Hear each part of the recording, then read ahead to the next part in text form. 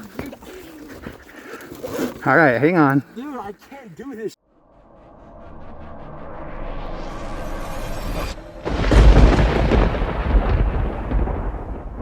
Hey, what's up YouTube?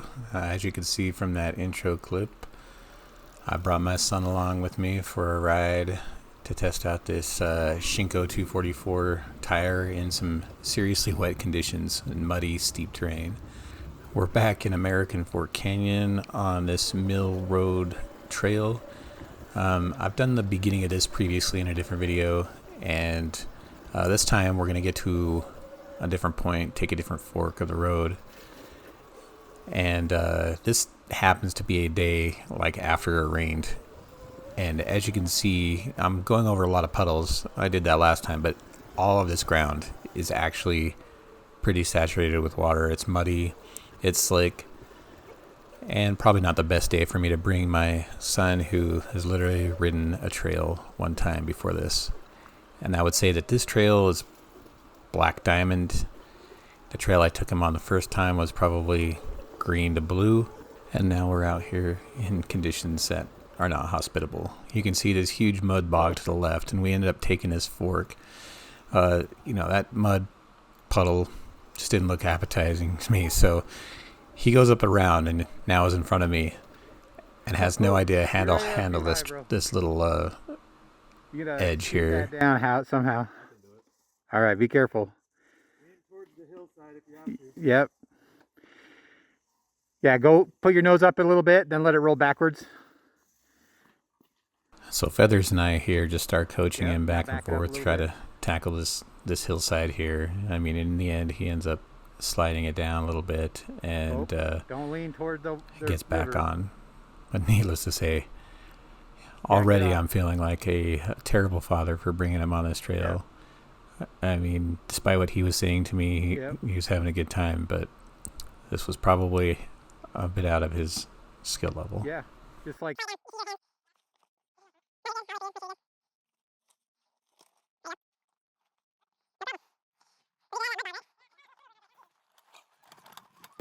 We're on the start. Here it comes. That's just me. At this point, Feathers is recording his video and talking crap on the Sur Rons already, even though I made it down just fine. But, a little friendly banter between buddies. It's all good. So my son is on my other stock Sur Ron that does not have anything on it. It's basically as is. And that stock CST tire spinning, and granted he doesn't get how to give it traction yet. He's working that out still, but in this terrain I have to admit the Shinko did me well. Like, the Shinko was holding and gripping well. I didn't have any real issues, where I thought I might, and watching him with that tire just kind of made it obvious to me that the Shinko is a little bit better. No, you're good. Just pick good lines. I was asking him if he wanted to stay in the middle between Feathers and I, and which I think is a better idea, just so that he doesn't get too far behind and also isn't leading with people coming down possibly. So just telling him to pick good lines and make sure he's doing his thing here. We can see the tire spinning out again here a little bit, and again he's not putting some weight on it to get traction. He gives me a bit of roost right there.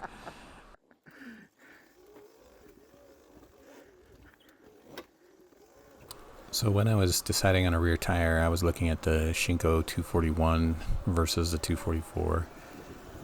And I know tons of people out there with Sur Rons end up going for the 241. And it looks like a great tire. I have no experience on it. But I ended up picking the 244 just because the tread pattern looked like it would be more suited to the type of riding I do. I do a little bit of road on the commute and whatever else, but I do ride a lot of trails, and it felt like that dual sport tire was maybe a little bit better suited for me.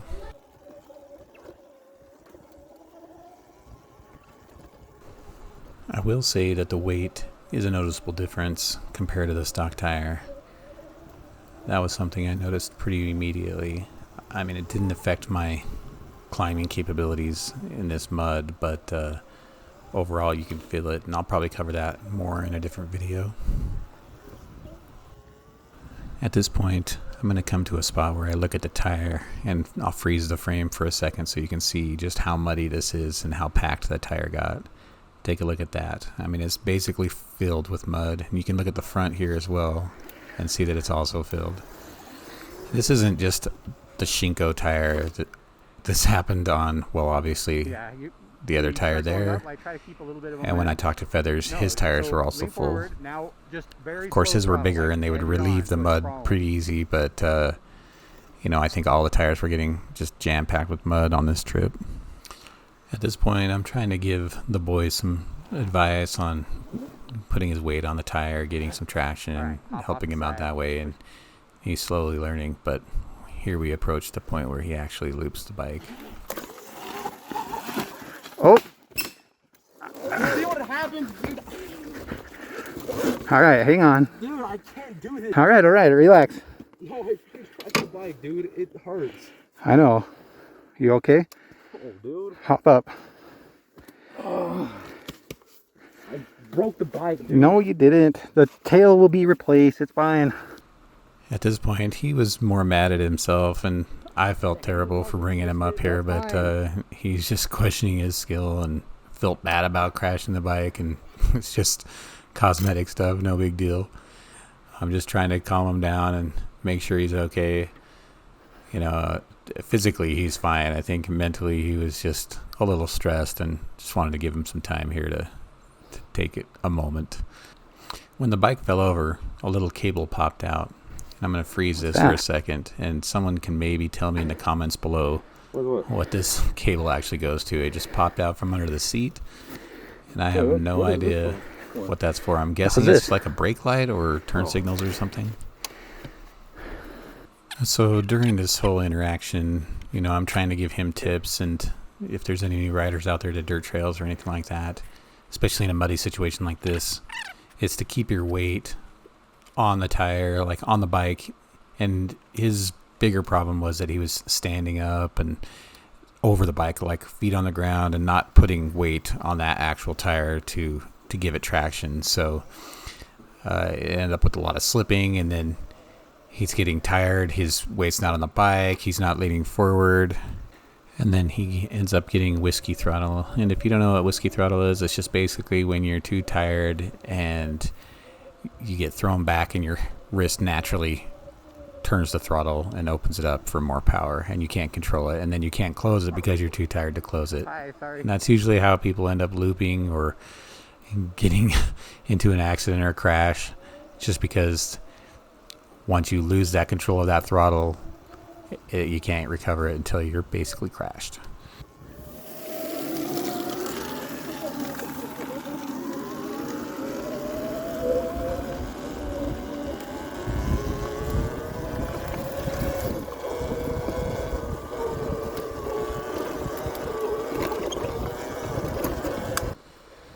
By the time we were done with this ride, we were both pretty covered in mud, and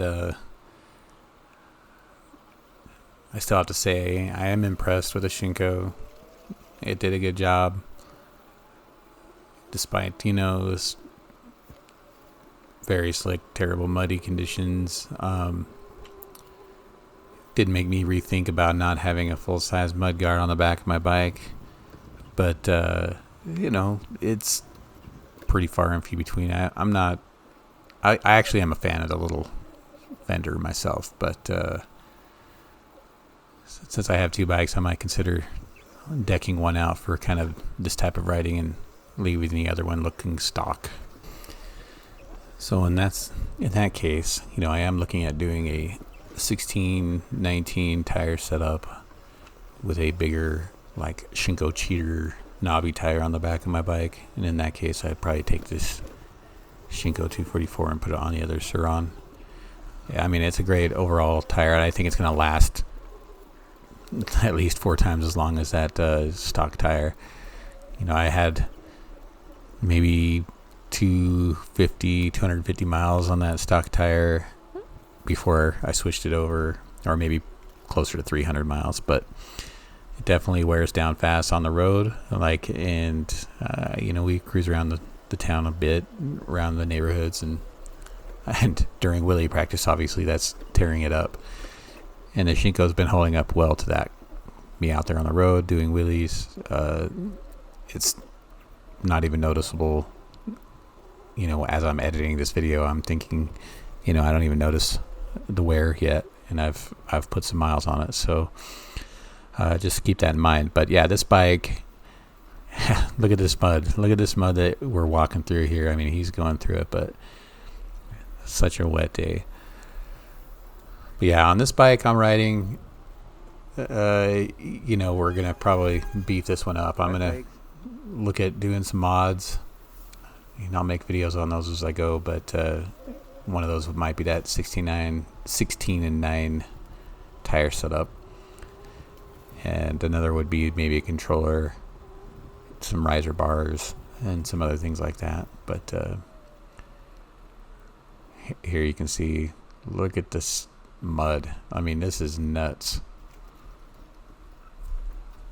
We try to bypass it as much as possible in the grass or whatever else, but there's a lot of sections where it's just unavoidable. You're just basically submerging half your wheel in this puddle or mud or whatever else. Hold up a minute, let him go. Feather's just stuck and struggling and getting his e-beast, which is more than twice as heavy as these Sur Rons. He's got to get it up around these roots and rocks. Okay, wait, bud. Trying to tell my son to give him some room over here so that he can maneuver the bike around. He has no bike awareness or etiquette yet, so got to give him reminders, like give him some time, let him do his thing. If he needs help, we'll help him. But as you can see, he just pulled the bike up and then walked it up after that pretty easy. But that takes a lot out of you with that heavy bike for sure. Hold up, just stay right there. Hang on.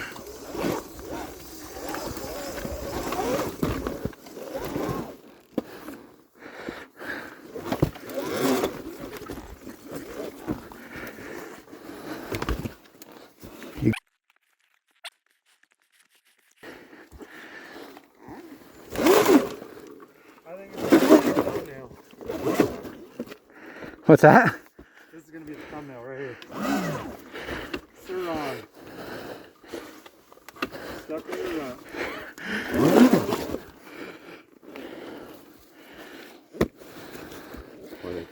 rut. Feathers again taking jabs at the Sur Ron, talking about his thumbnail being us stuck in the rut. But 10 seconds earlier I recall him having to walk his bike out of that same section, so all good fun.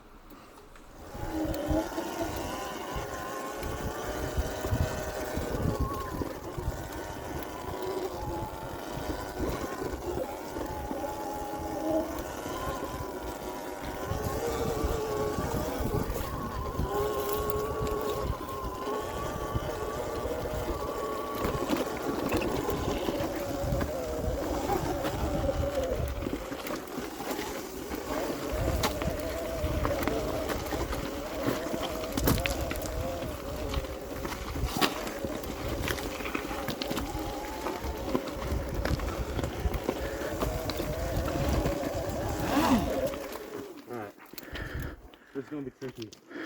Okay, you want to back down a little bit? Yep. Okay.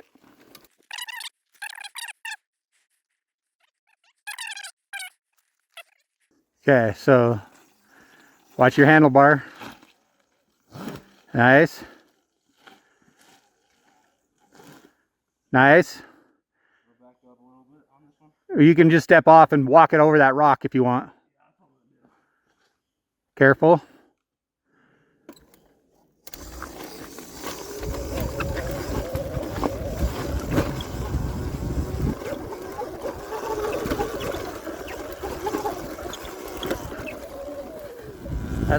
as the day went on and we were proceeding up the trail, you know, my son started getting better and better, learning on the job, basically understanding how to get the bike around some of these situations. You know, not perfect, but definitely learned his lesson on some of those lower sections. And you also have to remind you that this trail is pretty steep. The camera never does this justice. You can't tell really, but it is a pretty big incline, not just a mild trail. In some of these sections you just can't even really get up, and even you'll see Feathers off his E-Beast, you know, having to do what he does to get over some of the sections. But look at this mud bog here. You probably just rode right through it, huh? I opt to basically just go through the middle. Now just, yeah, there you go. I mean, there's no sense in... Yeah, we're already muddy at this point, so might as well. That is deep. That was past the middle of my wheel.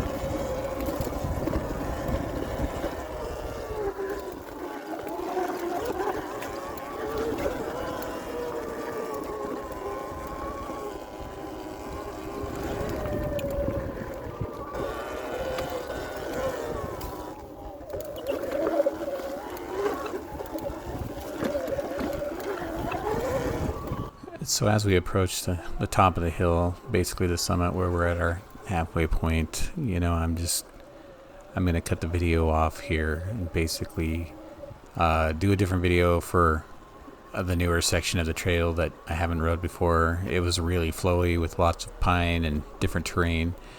And this one is more just based around the Shinko and how I felt it performed. So my opinion is it's way better than the stock in its muddy condition. It's better than the stock in any conditions. So I definitely give it my thumbs up. Drop some comments below. Leave it a like if you felt this video was helpful. And until next time.